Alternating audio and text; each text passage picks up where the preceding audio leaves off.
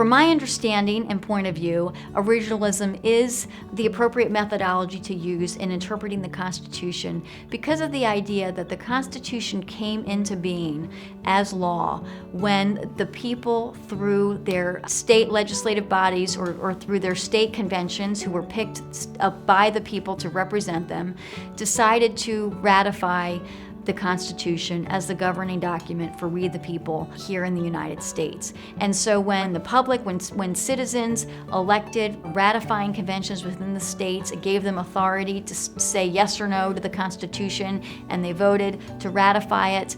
That would be the point when the Constitution became governing law in the country, and therefore it's important to know what that law means.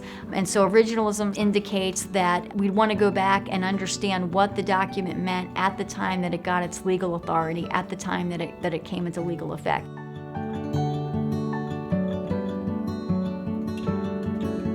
The challenge, of course, is that by design, the Constitution has many general principles.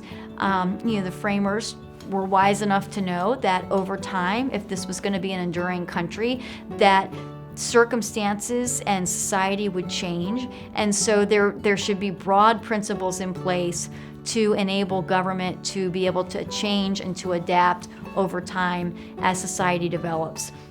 But originalism is really consistent with that idea because from an originalist standpoint, there's a lot of power and ability to be able to make policy to adapt to needs as the citizenry grows and develops. The political branches, as we call them, the branches elected by the people, the legislature, Congress, and the president.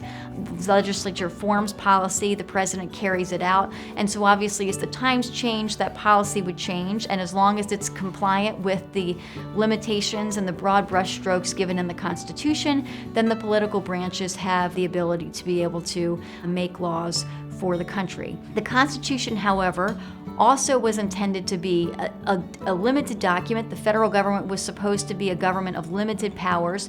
The states had key policymaking authority for most issues, and the Constitution really just was what brought the federal government into existence, and the federal government doesn't have power outside of the Constitution, and it's important to know what the ratifying conventions authorized the federal government to do, and it was really just to engage in the limited powers within the Constitution itself.